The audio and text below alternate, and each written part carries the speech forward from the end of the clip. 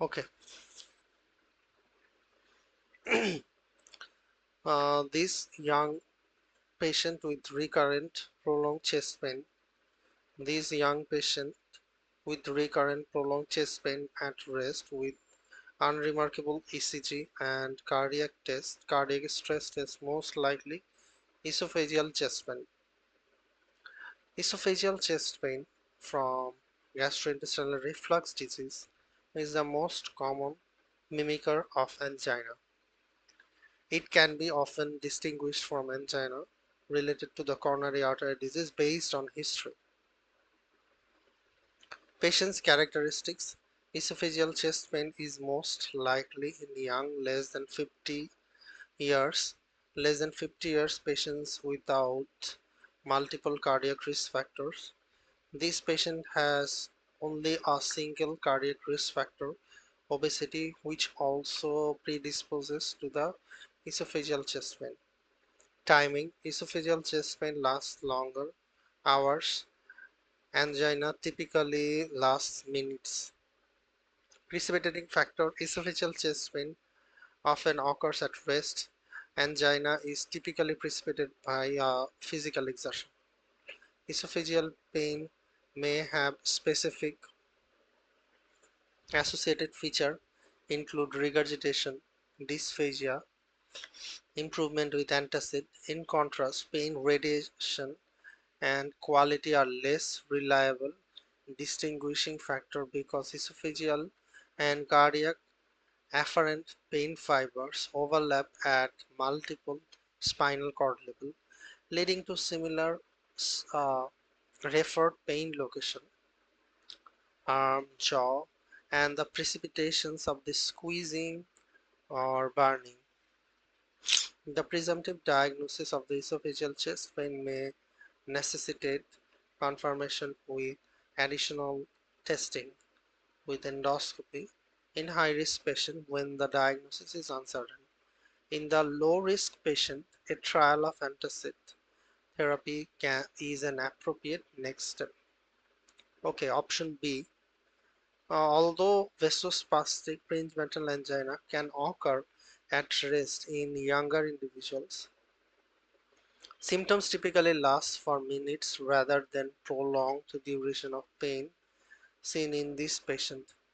Angina related to the atherosclerotic coronary artery disease is also unlikely in this patient given his normal cardiac testing and lack of multiple cardiac risk factors.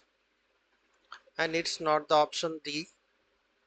Musculoskeletal pain is typically sharp and is localized to a specific area over the chest wall and may be reproducible on palpation or aggravated by movement or change in position. Next.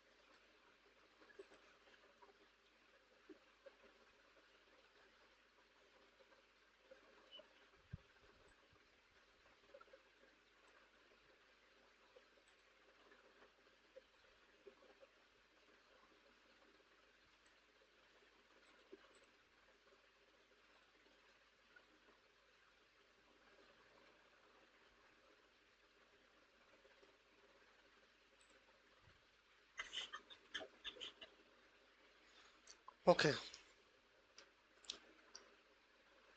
so these patients acute onset severe flank pain, syncope, hemodynamic instability, severe flank pain, syncope, hemodynamically hemodynamic instability is concerning for aortic rupture, abdominal aortic aneurysm. Abdominal aortic aneurysm typically occurs in patients aged more than 60 and more common in smoker men and with a history of smoker men with a history of atherosclerotic sclerosis and Marfan syndrome. Patients typically have few symptoms until abdominal aortic aneurysm markedly expands or ruptures, precipitating abdominal or flank pain. Less common presentation include distal ischemia due to embolization of the thrombus of the atherosclerotic debris from the aneurysm, and high output heart failure resulting from the erosion of the abdominal aortic aneurysm in the vena cava into the vena cava, or that is aortocaval fistula. Abdominal aortic aneurysm rupture usually occurs posteriorly into the retroperitoneum, which can delay onset hemodynamic instability. That is 1 hour symptoms in this patient. However, rupture may occur anteriorly with direct leakage into the peritoneum and rapid onset hemodynamic instability and shock. Physical examination may reveal a pulsatile abdominal mass at the umbilicals as well as flank or umbilical hematoma. However, findings are sometimes subtle or non-specific. Delayed or missed diagnosis is common because rupture aortic aneurysm often mimics other abdominal pathology, renal colic, acute pancreatitis, and approximately 75% of the presenting patients have no history of abdominal aortic aneurysm. Okay, it's not option C, acute renal infarction with abdominal or flank pain. However, it is accompanied by hypertension rather than hypotension due to increased renin secretion. Fever is also common. Next,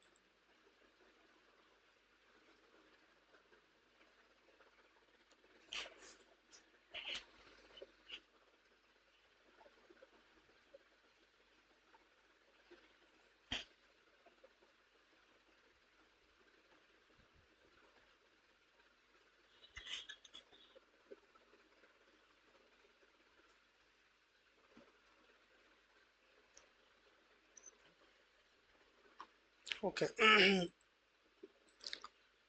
This patient's presentation with exertional dyspnea, cough, orthopnea, evidence of pulmonary or peripheral edema, evidence of pulmonary or peripheral edema following recent MI is decompensated heart failure. The initial disturbance in heart failure is usually reduction in the left ventricular function is usually a reduction in the left ventricular function that leads to reduced cardiac output The reduced cardiac output causes decreased organ and tissue perfusion that is sensed by arterial baroreceptor and jugulo juxtaglomerular apparatus of the kidney, which triggers compensatory activation of the sympathetic nervous system, and renin-angiotensin-aldosterone system. These systems stimulate both vasoconstriction and sodium retention. These systems stimulate both vasoconstriction and sodium retention, increased blood volume to maintain organ and tissue perfusion. Specifically, angiotensin II causes vasoconstriction of both afferent and efferent arteriole, more prominent of the efferent arteriole to maintain the GFR. Ultimately, these compensatory mechanisms are maladaptive as vasoconstriction increases after load and sodium retention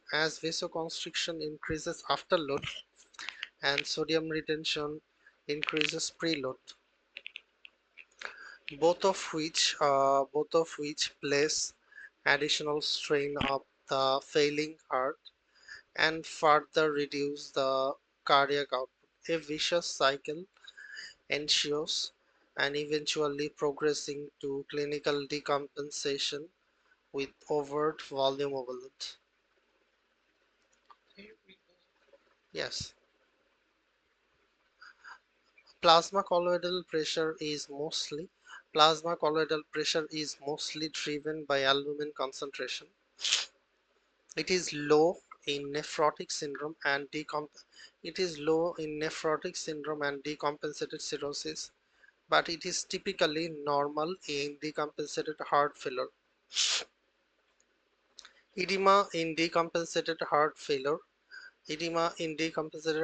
results from elevated venous hydrostatic pressure. Edema in decompensated heart failure results from elevated venous hydrostatic pressure. And option C, renal venous pressure is increased in decompensated heart failure as elevated pressure is transmitted back from the heart to the vena cava and to the renal vein. Central venous pressure is elevated. Next.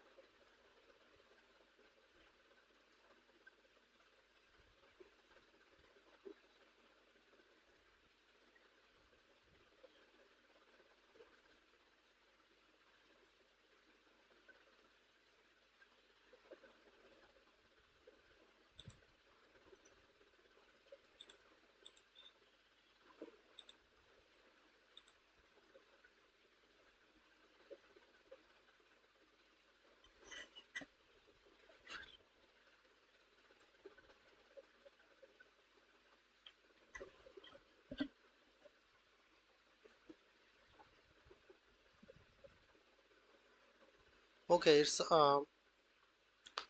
cardiac tamponade.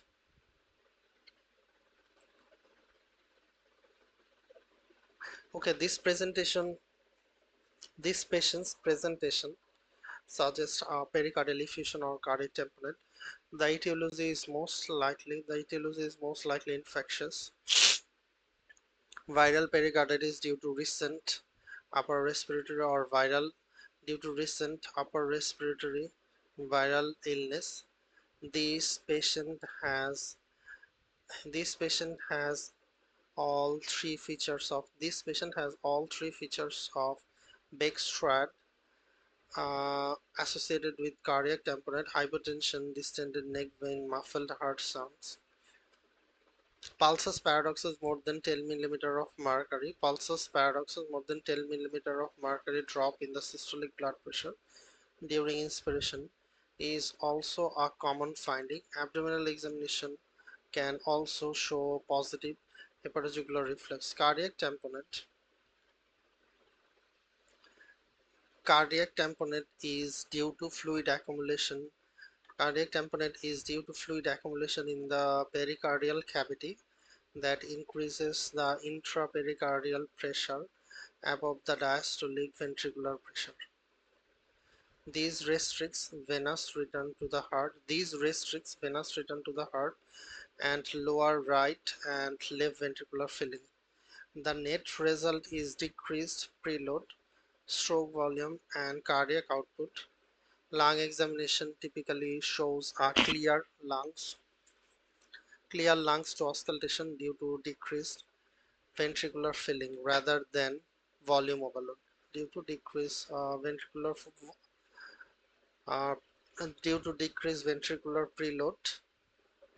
filling rather than volume overload. Okay. Inspiration worsens this condition by lowering the intrathoracic pressure and increasing venous return to the right ventricle. Under normal conditions, the right ventricle is able to accommodate it, and this increased venous return by expanding the right ventricular free wall. Cardiac tamponade decreases right ventricular compliance and shifts the interventricular septum toward the left ventricular cavity to further reduce the left ventricular filling. This mechanism is also responsible for pulsus paradoxus. That means more than 10 millimeter drop in systolic pressure during inspiration in patients with cardiac tamponade. Okay.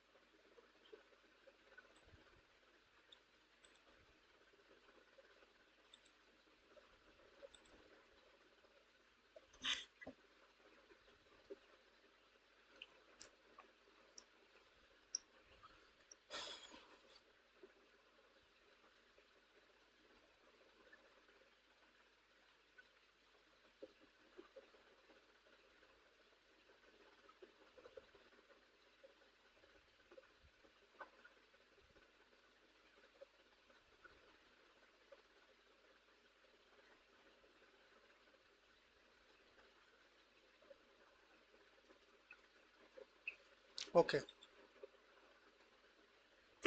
so this patient has chronic decompensated heart failure, with reduced rejection fraction, with marked symptomatic limitation in activity level consistent with severe disease. Chronic hyponatremia is common in patients with heart failure with reduced ejection fraction. It parallels the disease activity and is independent predictor of mortality. Patients with heart failure with reduced ejection fraction and serum sodium less than 130 milliequivalent per liter have an estimated 1 year survival as low as 15%. In chronic chronic severe heart failure, volume overload and low cardiac output leads to suboptimal renal perfusion. The kidneys misinterpret the reduced perfusion as evidence of hypovolemia and active several compensatory mechanisms, including the sympathetic nervous system, renin-angiotensin-aldosterone system, and antidiuretic hormone secretion, in an effort to increase the blood volume and improve organ perfusion. The ongoing profound non-osmotic stimulation for increased ADH is likely the primary driver of hyponatremia, as an excess of free water is retained relative to sodium. Initial treatment is fluid restriction, but when hyponatremia becomes severe, symptomatic, specific antagonist of the vasopressin V2, tolvaptan can be used to oppose the effects of ADH and raise serum sodium concentration. These drugs can reduce symptoms but do not improve mortality. Okay, yes.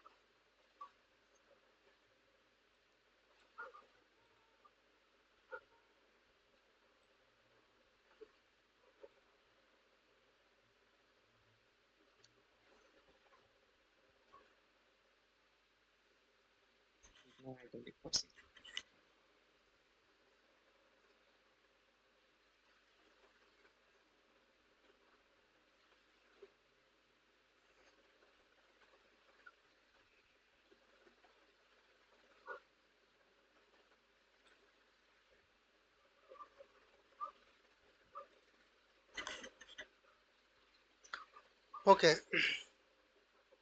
this patient of severe abrupt onset tearing back pain that is maximal at onset raises concern for aortic dissection. Migratory pain as described in this case may develop as dissection propagates. Anterior chest pain occurs in less than half of the patient. Type B descending dissection, with back pain being more typical. The combination of the flank pain, hematuria, and oliguria AKI in the setting of the suspected aortic dissection suggests acute renal infarction due to extension of the dissection into the renal artery. Due to extension of the dissection into the renal artery. Chronic hypertension is the strongest overall risk factor. Chronic hypertension is the strongest overall risk factor for aortic dissection, present in more than 70% of the cases, elderly, especially in older patients. In addition to the chronic hypertension, an acute transient increase in the blood pressure due to cocaine use or heavy bleeding is sometimes noted as a precipitant of aortic dissection. In younger patients and those without hypertension, and underlying heritable disease of the aorta should be suspected. Marfan syndrome, bicuspid aortic valve. Okay,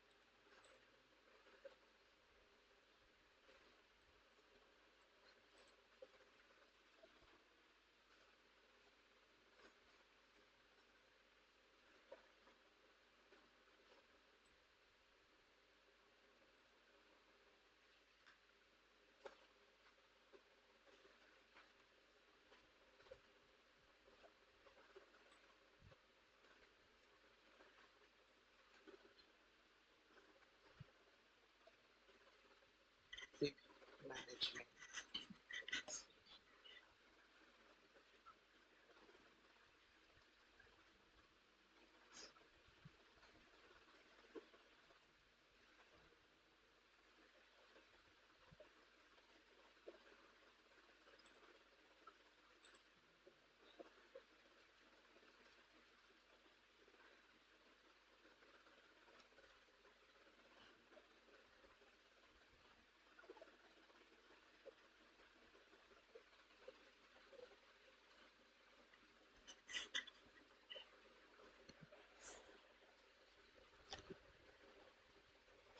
Okay,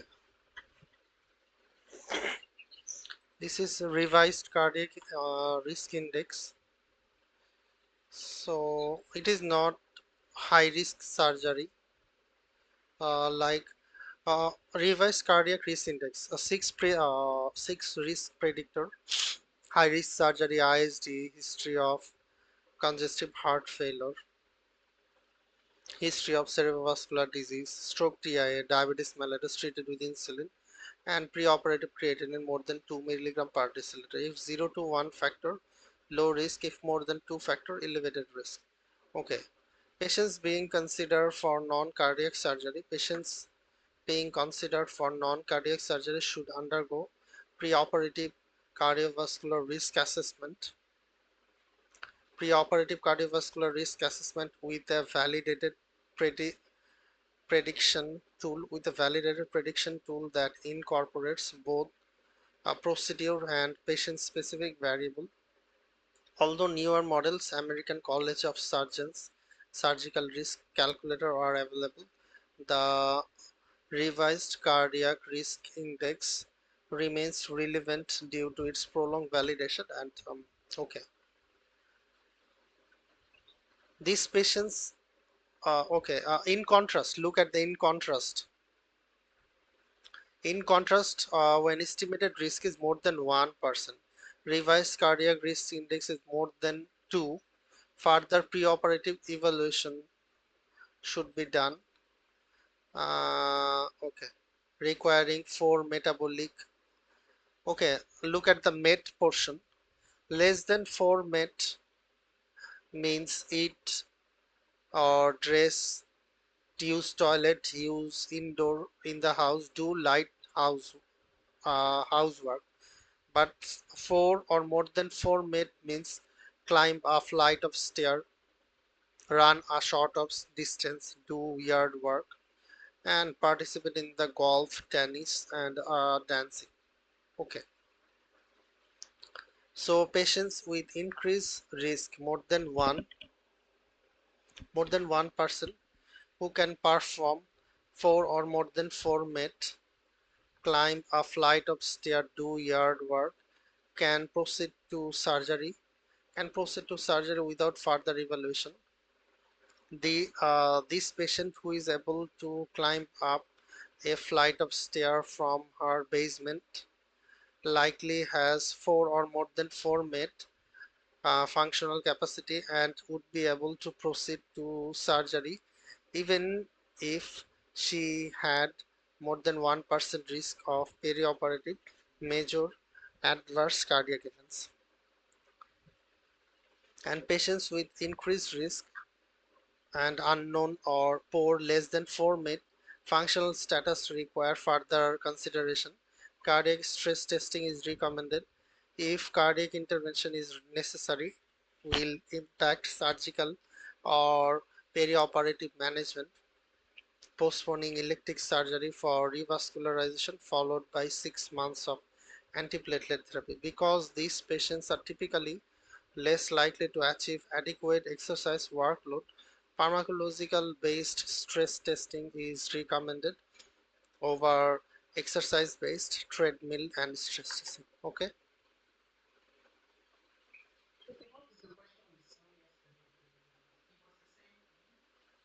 yes, RCRI.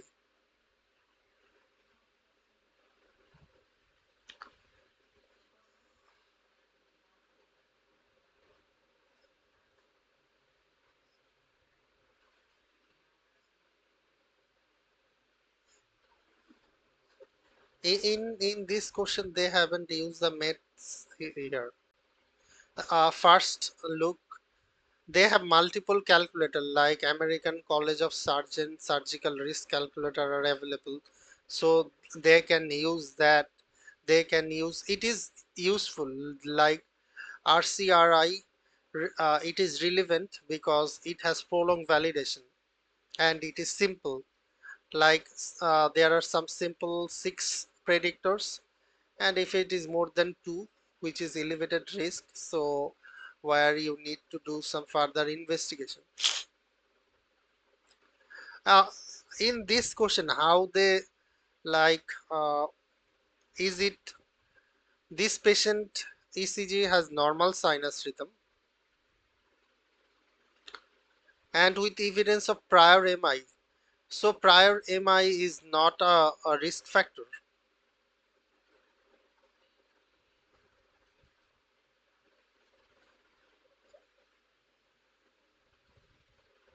According to 6 predictor, where is the uh, like history of, oh sorry, ischemic heart disease. Okay, 1 point, and then there are no other points. uh,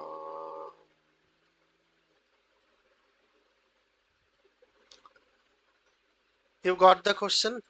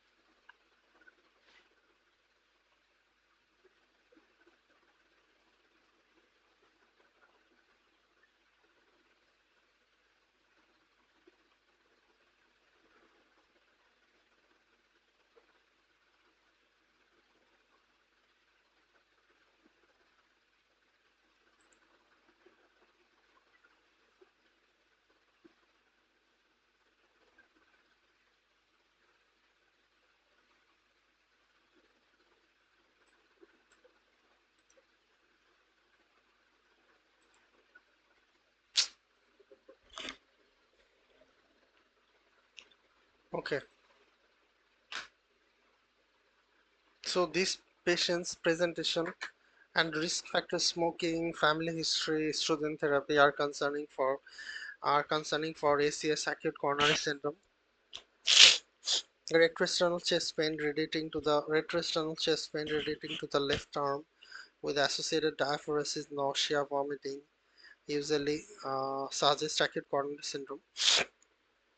Regardless of the etiology, all patients who come to the emergency department with chest pain should have focused history, physical examination, and assessment of the vital sign.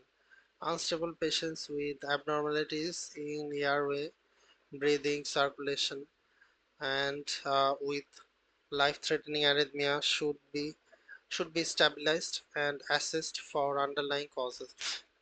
Pulmonary embolism, pericarditis, aortic dissection. Stable patients should receive oxygen, IV access, IV access ECG, chest X-ray. Patients with possible acute coronary syndrome should receive aspirin as soon as possible. Aspirin inhibits thromboxane A2 production to exert significant antiplatelet effects. It significantly reduces the rate of myocardial infarction, stroke, and overall mortality in acute coronary syndrome. Patients with ECG finding of ACS should be treated appropriately. Heparin should be treated appropriately. Those with non-diagnostic those with non-diagnostic chest X-ray and ECG should have further workup for possible causes, PE, acute pericarditis. Okay,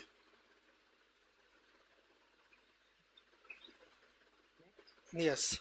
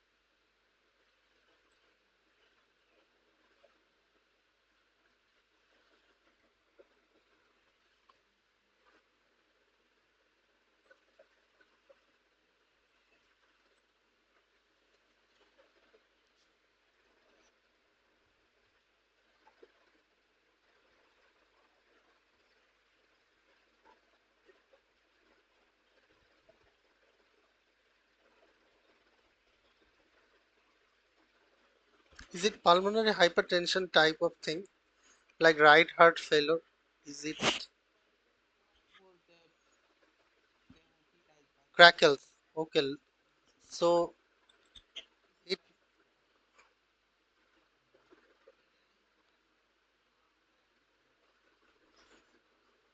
yes, pulmonary. This is pulmonary artery systolic pressure. This indicates pulmonary hypertension, isn't it?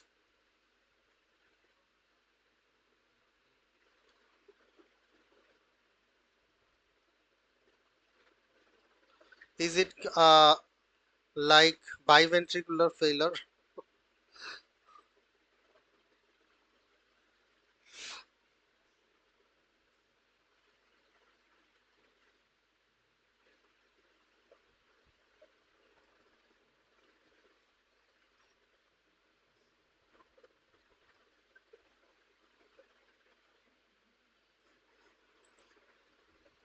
I'm confused in between A and F.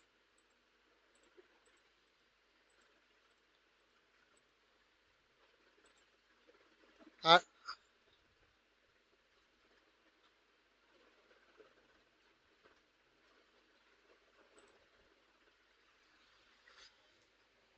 it's it's a combination of the failure.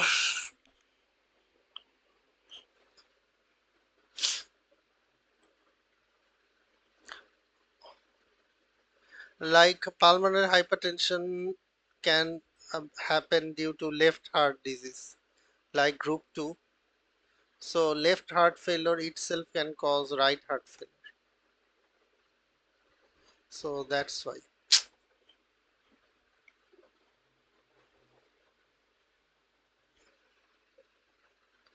Okay. Uh, these patients' progressive shortness of breath, tricuspid regurgitation, right ventricular dilatation, elevated pulmonary arterial pressure, and is consistent with pulmonary hypertension. Given the evidence of left ventricular dysfunction, hypokinesis, given the evidence of left ventricular dysfunction, hypokinesis ejection fraction 30% and consequent volume overload crackles. These findings are suggestive of pulmonary hypertension secondary to left-sided heart failure.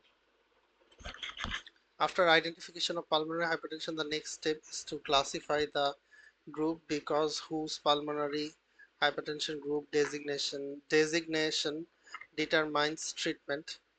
Pulmonary hypertension due to left heart disease is treated by optimization of the left heart function. This patient with newly recognized heart failure with reduced ejection fraction should be treated with initial guideline directed combination of drug therapy, renin-angiotensin aldosterone system inhibitor, beta blocker, diuretic use. After treatment, associated pulmonary hypertension resolves in most patients. Pulmonary vasodilators are generally avoided due to risk for acute pulmonary edema by suddenly increasing the pulmonary return into the dysfunctional left ventricle. Pulmonary arterial hypertension group A1 is caused by damage or dysfunction of the pulmonary arteries induced by autoimmune connective tissue disease, scleroderma, drugs, toxin, amphetamine, and other causes schistosomiasis. Because of direct artery involvement, pulmonary artery hypertension responds to administration of the pulmonary vasodilator in addition to treatment of underlying condition. Pulmonary hypertension due to lung disease or hypoxemia group 3 is treated by optimizing the underlying pulmonary pathology such as bronchodilator for COPD and maintaining normoxia. The patient's wheezing is likely a manifestation of left ventricular failure causing pulmonary fluid congestion, cardiac asthma. And chronic thromboembolic pulmonary hypertension is treated by surgical striping of the thrombosed vessel lining, pulmonary thromboendarterectomy. Typically, lifelong anticoagulation is administered because underlying hypercoagulable state is presumed. Got it?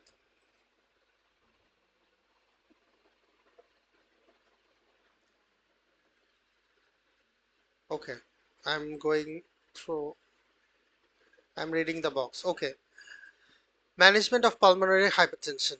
Management of pulmonary hypertension group 1 is just pulmonary arterial hypertension. Pulmonary arterial hypertension. Group 2 is left-sided heart disease. Group 3 is lung disease or chronic hypoxemia. Group 4 is chronic thromboembolic pulmonary hypertension, chronic thromboembolic pulmonary hypertension, and group 5 like general measures. Okay. Group A, pulmonary arterial hypertension. In this condition, evaluate for autoimmune connective tissue disease, toxins, HIV, schistosomiasis, and in here If it is only pulmonary arterial hypertension, then pulmonary vasodilator therapy should be given. As you have said, it is like group 2. It has like a left ventricular problem, like heart failure problem, like bivascular crackles is present in this patient. So that's why in here combination of the drug regimen for heart failure, like heart failure therapy and treat significant valve disease. And in group 3, lung disease or chronic hypoxemia, pulmonary function tests, chest imaging, polysomnography should be done. Treat underlying respiratory condition, obstructive sleep apnea. Group 4, VQ scan, pulmonary angiography should be done, and pulmonary thromboendarterectomy surgery is curative and anticoagulation can be given. And in general measures, refer to accredited pulmonary hypertension center, maintain normoxia, euvolemia, and sinus rhythm, contraceptive counseling, immunization, cardiac rehabilitation, and refractory pulmonary hypertension, bilateral lung transplant. Got it? Okay.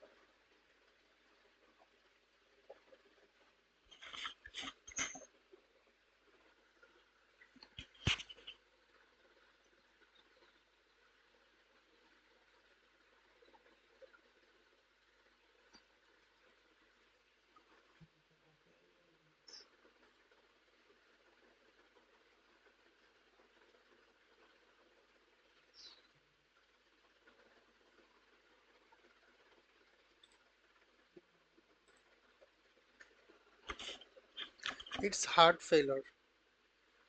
MI with acute heart failure with pulmonary edema, like flash pulmonary edema. So in here, emergency coronary perfusion, PCI is often paramount importance in the management of the elevated MI to help to stabilize the patient with acute heart failure. Emergency PCI should be done. A loop diuretic should be administered to reduce the cardiac preload and relieve the pulmonary edema. IV nitrate can reduce the preload and relieve acute pulmonary edema. Both loop diuretics and nitrates can and worsen hypotension and must be given with caution. So if we give simultaneously like furosemide, and it can actually uh, it can cause hypotension, it can worsen hypotension and must be given with caution, but the drugs are this. Okay,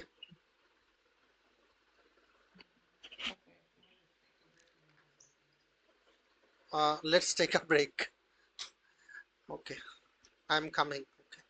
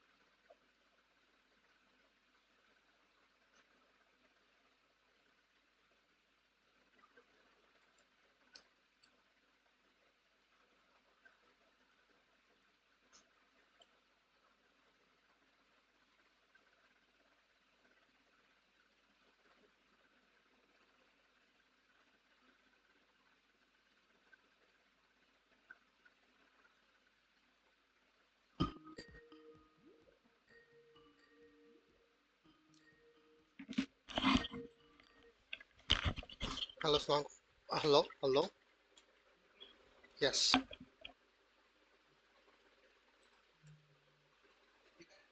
yes, yes.